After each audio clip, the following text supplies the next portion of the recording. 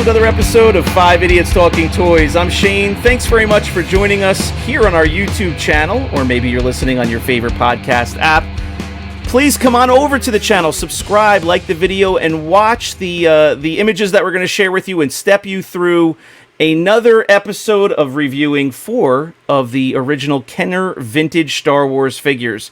So it's our series on the ultimate guide to collecting vintage Star Wars figures. And this week, we have some more Empire Strikes Back figures coming for you. Let's bring in the other idiots on the show. Christopher is asleep. John is rubbing his ear. And Brandon is wondering when he'll be able to go to sleep in this hotel he's staying in. I don't even know if I would want to sleep in that hotel that Brandon said. The doctor's office hotel? The doctor's office. It's, I don't get any interruptions. It's perfect. Well, that's true, yeah. Yeah, it's true. No, thankies. All right, well, we have all of our links down below in the description of this episode. You can go to 5idiotstalkingtoys.com for all of those as well. But please, check out our Patreon. That's the one place that we have, in addition to our socials, where there's some unique content. You can find episodes that we call 5 Idiots After Dark, which are adult-oriented and not so family-friendly. Very dark. Very dark. You can also get previews of all of our episodes there, previews of collectibles that'll go for sale soon on Rogue 5 Toys, as well as some other benefits if you join our Patreon channel. So thanks for that. John, how are you tonight? Pretty good. How are you? Good. I'm energized for 4 more figures. I really like this series where we're going through the figures. Mm-hmm. Great for new collectors, good for novice collectors, and good for people who like watching our stupid faces talk about anything. Yeah. Yay! Yeah, it's a good show. Yeah. All right, without any further ado, let's jump into the figure review. That's what everyone is here for. First up, we have from Empire Strikes Back, Han Hoth. And we'll go ahead and give a little shout out up front, guys. We're using some photos from rebelscum.com. Been around for a long time. Forums, one of the first Star Wars collector forums on the internet.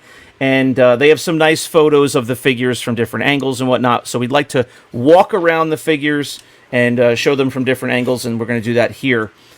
First up, Han Hoth. It is basically a new outfit for Han Solo. Obviously, they're on the ice planet of Hoth, opening up the movie with the famous Hoth battle scene.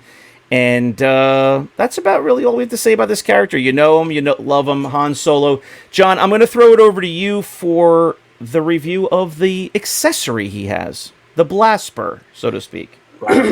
He has the Rebel Blaster, typical Han Solo, with correct. the Rebel Blaster. What color is it, John? It's blue. Oh, thank you. Okay, I thought you were going to say gray for a second. Please. No.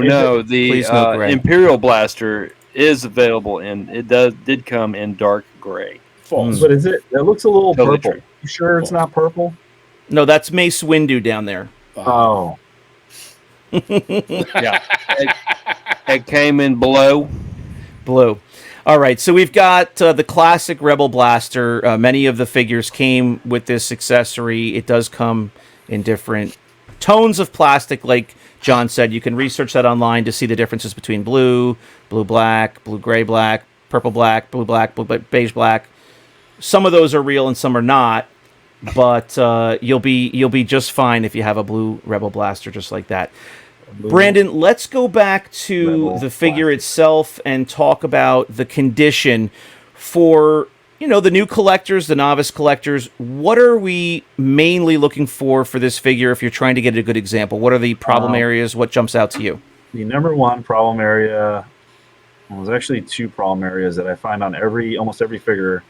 It's the gloves and the legs. But I won't get too far ahead of myself here, so we'll start from top to bottom here. So here we have a blue torso with brown legs. Usually anything that's painted where it's white, being his, I don't know if you can go to the front view here, but yeah. So there, like anything that's painted around his face or the goggles, that's all, or his scarf. Those are all problem areas that tend to get some kind of paint rub on there. So you always want to double check that. Moving down, the belt buckle likes to get some rubs. And then the gloves, like I said, it's very hard to find one that has very nice gloves. Always got to check for that. The pants themselves are very prone to rubbing. That's the number one way I tell if it's a variant or not, being the molded legs Han or the normal painted legs Han, is because usually there is always a scuff on the legs and the blue is always showing through. So if you see any blue showing through, obviously it's not a molded legs. And as you can tell on this one here, this one's a painted legs. It's just a very nice painted legs. Very nice one. With no rubs on the legs at all. No rubs on the gloves at all either. So this is actually a very, very nice example. The blue on the figure tends to scuff a little easy, so you might find some rubs on the back or the front there. But overall, it's not too hard to find a nice example of this, but to find one with perfect legs and perfect gloves, it is kind of difficult. So it might command a little bit more, and Chris will get into the price on it and whether it's a gradable figure or not. Yeah, I agree with everything you said there, Brandon. And anytime you have the white paint sprayed on a darker molded plastic, you also want to watch for, just the factory application. It might be a little underspray, especially around that scarf. You could see some blue bleeding through naturally just because of a lack of original white paint. And just before we throw it over to Chris for value and how he feels about grading, there are some photos on here of the molded legs variation, which is really fun. It's not easy to find. It's much less common. They do go for a bit more money, and you can kind of tell that it looks shiny. It looks like molded plastic. You could see there that it's a shiny, light brown plastic, and the flip side of that is that the blue around his hips is painted. So it's the reverse. It's the opposite. You might see some rubs on that, which is a telltale sign that it is a molded legs. If you see a rub on the blue there and you see the brown coming through. I've been fooled a couple times with some online, and I see brown coming through on that part, and then I realize that it's just extra brown paint that's just thrown on the blue there. Yes. So, yeah, you have to kind of look closely and decide which part is plastic, which is paint. This last shot I'm going to show you is really a great shot. It's very, very simple. If you have one in your hands, and and you're wondering if this is the painted legs or the molded legs, you simply look at the peg holes on the feet. If you see blue inside the peg holes, which you almost always will, the beige paint doesn't get in there usually on the painted legs version. So as soon as you see that blue inside the peg holes, you know that it is a painted legs version. If you see all beige, very likely it's the molded pants plastic. Chris, over to you for value and current state of affairs with possibly grading this figure. He falls in the category of my top 12 hardest figures to grade. I actually just never see good examples of him. I would say the average price is usually about $25 for sale. That's just $5 for the figure, $20 for the blaster. A more nicer example, meaning the figure, can go for a lot more. If you saw him for $35 and he looked absolutely mint, I would buy him all day long. He is not really a figure that I would grade right now per se, even though he is hard, because people just don't care. And that's the problem, is that a lot of people just don't realize that he actually is a hard figure to grade. Mm-hmm. So when you do grade him and it's an 85, he doesn't really warrant the price that he should be getting. So, Yeah, that's fair, and that's become the story line with a number of these original figures lately as we were reviewing them. Either the figure gets priced out, or people just really don't realize that how hard it is to get an 85, or don't Yeah, care. yeah. So And by no means is this the greatest example in the world. I'm not saying that, but this, like you guys both said, this is He's a a nice really example. nice. If Yeah. you saw one in person like this, or you saw one posted, I would buy it all day. It might be nicer than any that If I have. was It's very listing nice. this figure for sale, this would be a better example than, let's say, 50 of them I sell throughout the year, because Yeah. there's always rubs on his hands and on his feet, always. Right. And the collectors, if you know, you know, and this will get scooped right up. All right. Next up, we have really I think probably a favorite of a lot of people. It's never been as popular as the OG Stormtrooper, but this is a really great figure. I love the sculpt of this figure. I love the original design of this figure. And most people call this the Snow Trooper. It is actually the Hoth Stormtrooper is the official name. It is the Hoth Snow Gear on a Stormtrooper figure. And Stormtrooper with Hoth battle gear. yeah, there you go, with Hoth Battle Gear. Imperial. We're really terrible at this, aren't we? All right, so here we go. These are the Stormtroopers in the opening portion of Empire Strikes Back. John, tell us about the accessories that come with this figure. Well, you have the cape, which I've seen people put up around the arms and the shoulders of the Hoth Trooper before. I've never understood that. It's more like a skirt than a cape. Yeah. And then it has the rifle, which is the first. I think this is the first example of something other than a blaster that we've had on figures to this point, and that was always pretty intriguing to me. But yeah, like you said, a lot of people's favorite. This is my favorite Imperial figure. I think it's my favorite Imperial figure. Is the Hoth Stormtrooper? So I would agree. yeah. Yeah, I remember as a kid just thinking then, not knowing the word, but just thinking this had a lot of playability. I remember, playing with this, these stormtroopers in the snow environment for hours and hours. Brandon, let's throw it over to you for condition on this guy, including the skirt, skirt figure. What are we looking for? Squirt. Squirt. I've never had the squirt figure. Is it pretty good? So this figure right here, you can tell already that the torso is different colors from the limbs. That's the number one thing on these figures that you got to worry about is discoloration of the limbs from the torso, or the torso from the limbs. You'll see a multitude of different colors on these, whether they're pink or brown or whatnot, but all sorts of different types of plastic degradation there as the plastic gets older and starts to fall apart. So you can see the yellow arms on this. So that's the number one thing. Obviously, you want to check for paint applications of the black on there. Usually the black is fine on these figures. There's not a whole lot of paint other than the black. So the main thing that gets rubs on it is the belt buckle there, that black circle. And then the back has a couple of problematic areas on the backpack that he has that's molded on there as well. But I don't know if you got a picture of the back. Usually that black part under above his butt there, that'll get some rubs on it. It's just some things to check out. Other things on this figure, like you mentioned, the skirt or squirt, that also degrades, and it will also turn pink or turn brown or get stained. People think it's like highlighter stains on there. That it's not. I think it's just plastic degrading. Also, it's the number one thing that gets that picks up color if you have it in a red case. So do not put your figures in that red case unless you have them encased in something else before that, because that skirt that he has on, or any cape for that matter, will literally take the color out of that case, and then next thing you know, you'll have a pink skirt.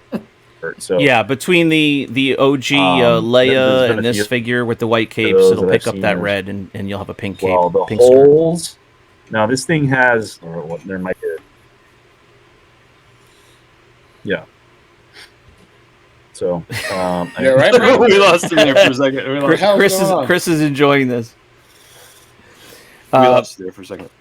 Well, the Wi-Fi in the Motel 7, it comes and goes, but Brandon is right. You don't want to keep this figure in the red case. The Leia cape, this cape will pick up that pink. Brandon, he covered the paint apps on here. One thing I never really thought about it, but I realized as you're talking, this is a pretty unique figure in the fact that where it does have the paint applications, they're almost all depressions within the mold of the figure. There's really no high points that have the black paint on them where they can get rubbed easily, because the crotchal region has it kind of in between the legs. The shoulders are kind of protected by the helmet and the shoulders themselves, and then these other details in the chest are all sunken in a bit. So the paint does hold up pretty well on these guys.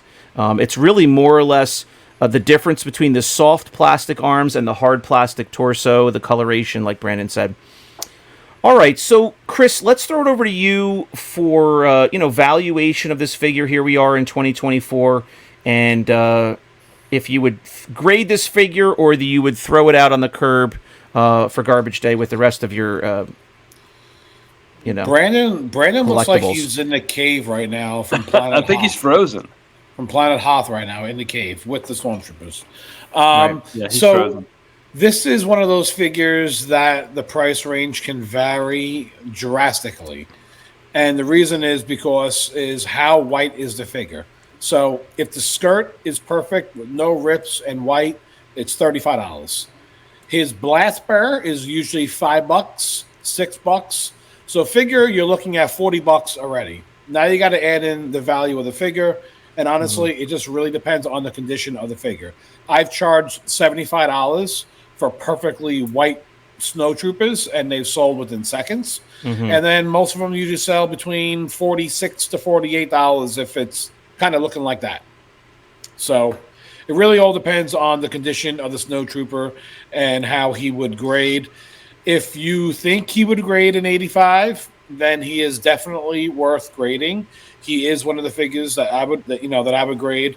I would do the upgraded archival case or museum casing with CAS if I was, because it's a white figure and they should always be done with them, in my opinion. And that has the UV protection? That would be correct. Yes. Well, I think they all have UV protection. It's just more protection. Correct. Add on. More of a good thing is always better. All right, very good. And in my eyes, one of the biggest things that affects that condition is that skirt as well. There's those little tiny tears in the tabs, and it can get discolored itself. It gets stains so easily, marks that are ingrained in the plastic. To get a really nice white, clean, straight skirt, hard to do, and so that's a big factor. All right, so next up we have the Rebel Soldier. So on the flip side of the Hoth Stormtrooper or Snowtrooper, you have the good guy over here. This is your typical Rebel Soldier from Hoth. Out there in the snow, why he has caramel brown for his camouflage in snow, I don't know. But he's got his goggles, and he's wearing I believe that's a North Face vest. John, I'm going to throw it over to you for the coverage of this accessory he comes with. This is the Bespin Blaspa, the infamous Bespin Blaspa. And I don't know why he came with the Bespin Blaster, but he does. Yeah, it kind of just became like the default Rebel Alliance. Yeah, Rebel Alliance, Yep. pistol. But it's the blue Bespin Blaster. That's right. So another accessory that is not, expensive on its own. It's rather common. Quite a few figures came with it. We should try to come up with a segment in these episodes where John gets to say more than 4 words, but we're going to throw it over to Brandon right now for his coverage of what to look for in this figure, what things cause problems when trying to find a high-quality version of this for your collection. I hate this figure. It's always gives me a fit when I'm trying to find a really nice one. Starting with the head, the side of the head there on his left there, that it sticks out, so you typically get some rubs on that. So you want to find a nice brown one, and make sure it's painted all the way around. Not too many rubs on his face because that's underneath the lid of the cap there. But the other things that I try to find on here that's almost impossible to find is the belt and his little black additional ammo packs that he has on his vest, and his insignia there on his chest always have rubs on them. The back of him, the belt goes all the way around to the back, and it has two little pouches back there. The buttons on those pouches, they protrude out, and those always have rubs on it. I mean, I've probably seen hundreds of these figures, and I've seen very few that have complete black paint, because that also rubs against the card back. Yeah, the other thing true. too are the boots. The boots that stick out, and you always find some with rubs on the boots. But the other parts there, it usually has. There's a molded boots variant, so you might see some. Yeah, there's the molded boots variant, but I don't have a shot of those. But the majority of these have painted. And that's about it. Anything that protrudes from this figure, and there's a lot of things, those have rubs on them. Okay. Yeah, you've got it. This is an interesting figure because you've got a bunch of real estate, a bunch of area of this figure that is molded plastic of one color or another, and then these spots of paint where, like Brandon said, they're high points and they could be a problem. And this is a pretty common figure. That's the other thing, is this is a figure where kids at the time did get multiple of these because it's an army builder. So there's a lot of them out there. I think Kenner made a lot of them, but not always easy to find the perfect one. Chris, value on this guy, and I have a feeling you're not going to grade him. I would not grade him if you even gave me money to grade him. The blast there is about $8, and the figure again can vary between $4 to $8-10.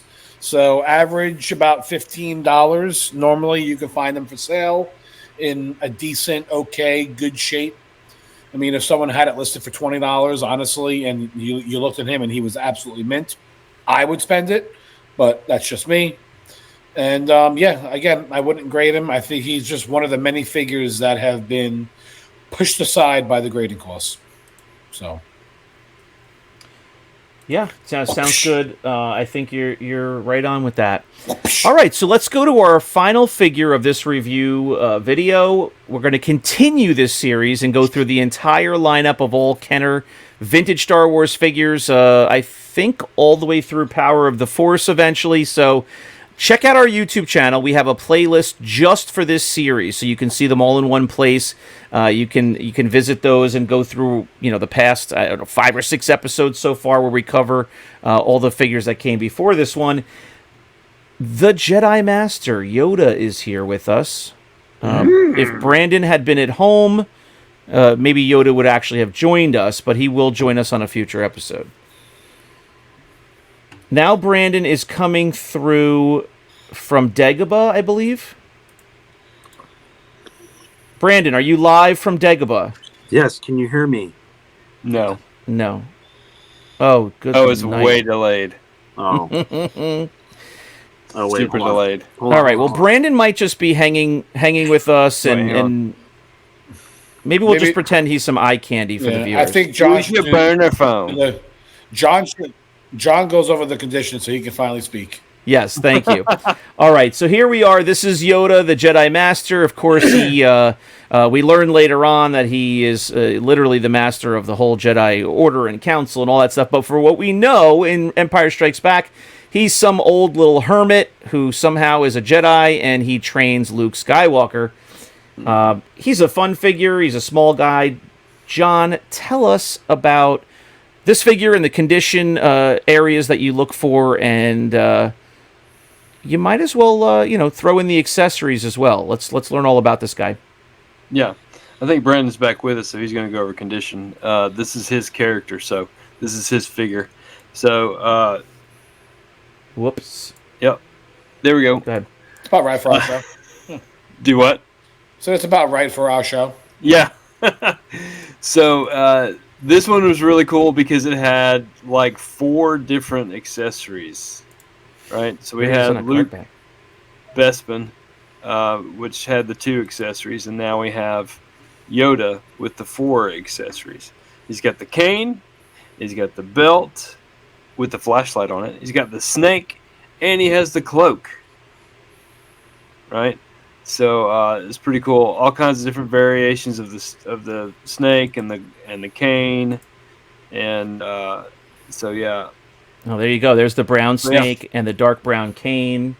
yeah. So 4 accessories with this guy, and he's the master also of accessories. I'm getting dizzy seeing these pictures just flipping No. right. Yeah, by. don't look at the pictures. Just use the force. Close your eyes and Yeah, John, don't look. And share what you know. Close my eyes and toss it to Brandon.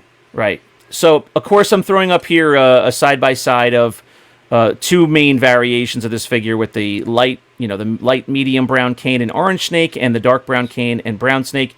Brandon, please fumble your way through describing this figure and what we're looking for. This figure is pretty easy to find in good shape. You have a green head that's molded green, and you have a brown body that's molded brown. So usually the only thing on its head that usually gets any kind of rubs is the eyes. So double check that. Kids like to chew on his ears, and dogs like to chew on his ears. So double check those and make sure that they're good. Then the hands and the feet, those are the problematic areas for rubs. So Uh-oh. Yep, the double toes. check the hands, and of course they always come with toes, the heels, and the hands, and make sure that there's no rubs on there. Mhm. And then also the belt is painted on the flashlight or the lightsaber, like what people used to call it, little silver part there. People used to think it was a lightsaber, but it's actually a flashlight. Double check that because that's prone to rubs as well. Yes, and in that last shot that I put up there, just a good example. It wasn't this one, but it was similar. There's a pretty defined seam there on his hands, and these are painted. So some of these figures kind of have a pretty raised groove or seam there where the figure was put together, and that's another area where there's factory underspray possibly. It just didn't quite cover all those that whole crack. So you want to check for those things as well, because you might not have a great coverage of the green on the hands, not just a rub. So it's hard. It's hard to find all the things in one figure that make a great figure. Charles isn't here. Does Charles have anything to say? No. Charles, what do you have to say for yourself? Christopher, Charles. Go ahead and tell us about this figure in terms of the current value and if Charles would grade him. So the figure goes for around $60. That's with the orange snake and the light cane version. And the brown snake and the brown cane version, maybe like $140-ish nowadays. Yoda has become a very, very tough sale.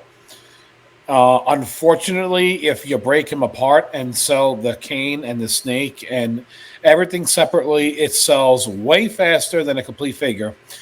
And it's not because you want to make more money. It's just because everyone mixed and matched these things throughout all the years, and not everything is going to be factory correct. So if you have the figure and the cane, the snake might not be with the same factory, and then they don't want it. So it's true, yeah. That's what I would say about those figures. The orange snake Yoda is massively produced, like so massively produced. His debut card you can find on any corner of any store of any town. It is everywhere. They pumped out the red carpet for this guy. I would not grade the light cane orange snake at all because the value is just not there. But I would grade the brown snake dark cane if you can get an 85. Okay. Before we wrap up this figure, because it is Brandon's focus figure, and combining that with really the reason why it is Brandon's focus figure, we've learned over the years, there are so many variations with this figure. And I'll be honest with you, I know all the terms, I know quite a few variations, but even every now and then I hear a certain, term, and I'm not quite sure which one that is. Brandon, you don't have to go too deep, but just throw out some of the major variations that we're going to come across. I mean, something like the one on the left is the Pac-Man eyes. You got Pac-Man tell us about that. You got Pac-Man eyes. You got green head, apple head, gray head. You got Letty figures. You got, oh my god, Cherry eyes, right? Cherry eyes, Returno, Regresso. There's so many variations that my head is, and I learn of new ones every day. There's a rigid snake, a soft snake, a green snake, right? Hater, Smile. John, is there a gray snake? Unitoy. There's a China no COO. There's a tag. Cloak. Oh, what about the MIHK tag? Yes. Made in. Yeah. There's a left tag. There's a right tag. There's a. Oh, really? Yes. Yeah. I just learned that recently. There's a left tag and a right tag. A left tag, a right tag. There's a paper tag. There's a green. The snake is painted snake with Letty paint on it. Really? There's the EPM on the cane. There's an EPM on the snake. I was going to say EPM on the snake. Yeah. I mean, there are so many. I mean, I believe also, and Shane, I forgot his last name, Eckerling. I can't say, whatever his last name is. He would know what this is, but there's actually a variant of the tag. So whatever the regular tag is made of, I believe there's like a velvet version of it, or a very, very soft version of that. So there's actually a variant of the tag. Again, the paper tag and the right. This is my favorite figure because of the different. I don't care about the variants. I just love the different colors that his head comes in. You can buy the same Yoda over and over and over again and put them all together, and their heads are all different due to different types of degradation and different plastics and all that. That's why I love them the most, because you put them all together and they're all different. So I like the gray canes the most. The gray canes. Everyone loves the gray snake. They didn't make gray canes, but they did make gray Imperial blasters. Well, one little known fact about this figure is this was the original Beanie Baby. That's where all the different tags came from. They made up different tags for the Beanie Babies. Left tag, right tag, velvety tag, harsh to your skin paper tag. I love on the variant villain and Imperial gunnery when people are pulling out the Yoda's clothing here, and they're trying to figure out what cape goes with what. Yeah. It's too much. That's too much. Too much for me. Yeah, that reminds me of the Luke Jedi. There's different capes for the Luke Jedi, and people are trying to match those up, and vertical stitch, and vertical stripes, and horizontal stripes. All right, well, we'll get to that in a future episode when we start covering the Return of the Jedi figures, boys. And then there's the Yoda with the Bib Fortuna clothing on. All right, it's over. It's over. Dude, this is just Brandon talking about how he dresses up his Yodas. This isn't a real thing. There's the Yoda with the foil-arm chest plate. Yeah, he's just making up accessories that Yoda he's put on. Skirt. Yeah. Superman He puts the Yoda. snow skirt on Yoda's arms. That's where that came from. There's the no rope Yoda with no rope around his waist. It's not a lightsaber, it's a flashlight. Yeah. There's All the right. saber hilt belt. There's the flashlight hilt belt. All right, folks, please, if you like the content that we're putting out, do us a favor and subscribe to the channel. We're trying to grow this thing. And you could also like the video and comment below. Let us know if you have any question about any of these figures. We'd be happy to chat with you there. We'll answer any questions that you put down there. You could let us know issues that you've had in trying to find these figures and where you are in your collecting journey. We'd love to chat with you and learn a little bit more about where you're at. Please come on back and see more of these episodes. We're going to cover all the figures from the first 12 all the way to the Power of the Force, the AKA last 17. So stay tuned for that. You'll subscribe and you can hit that bell icon and be notified of new content when it comes out on Wednesdays and Sunday nights. And of course, we'll throw out an occasional video here and there reviewing a movie, a trailer, a series on an odd day. Thanks for hanging out. We'll see you next time on 5 Idiots Talking Toys. Bye-bye. Bye-bye. Can I Goodbye, get the everybody. snake? Goodbye. Can I get the snake with the gate scar, please? Gray.